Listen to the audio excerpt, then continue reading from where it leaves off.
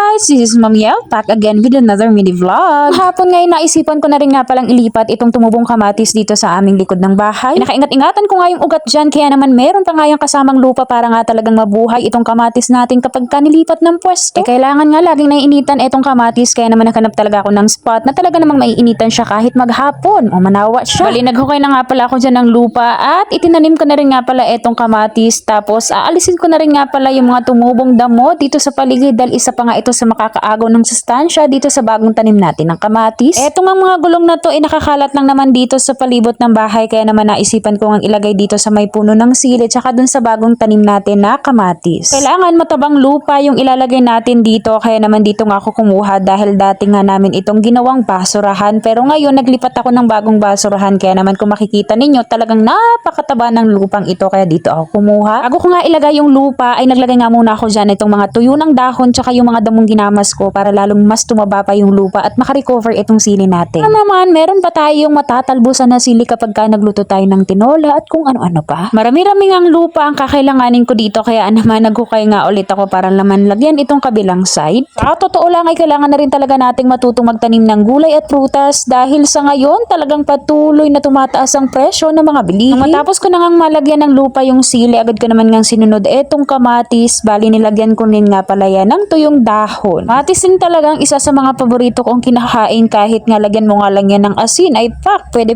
na siyang ulamin. Kahit nga lagyan mo ng toyo tapos may sibuyas ay pwede na at mapaparami talaga ang kain mo kapag kaganyan ang ulam mo. Umalis nga lang ako dyan ng saglit para kumuha nga ng lupa na ilalagay ko dito, pero kinayas na naman nga ng manok. Parang gustong magpatinola ng manok na to ah. Bali, ayan, nilagyan ko na rin nga pala ito ng lupa dahil kapag hindi ko pa nga yan nilagyan ngayon ay talaga namang kakayasin lang yan ng manok at mamamatay itong ating bagong lipat na kamatis. Pagkatapos ko nga yung malagyan ng lupa, kinuha ko na rin nga pala yung inipon kong hugas bigas dahil maganda nga itong pandilig sa mga pananim na prutas at gulay dahil mas mabilis nga nitong napapalago or mas dumadami yung bunga niya mga mi. So nakaipon ako dyan ng isang pitchel, kaya naman hahatiin ko siya dito sa sili at saka doon sa bagong tanim natin na kamatis para talagang mabuhay yung bagong tanim natin na kamatis mga mi. Tapos ayan, kumuha na rin nga pala ako nitong kahoy dahil itutusok ko nga siya dito sa may tabi ng kamatis para kapag lumaki na yung kamatis natin ay hindi matutumba, o diba? Advance tayo mag-isip. Tapos ayan, kumuha na rin nga pala ako dyan ng panali dahil itatali ko na rin nga yung kamatis dito sa tinusok nating kahoy para hindi siya tumumba. O ayan na yung kamatis na nilipat natin, naway mamunga ka ng napakarami at naway makarecover din itong ating sili. Marami pa nga akong gustong itanim dito na prutas at gulay, pero syempre hinay-hinay lang. Nakakapagod man magtanim, pero nawawala ang pagod kapag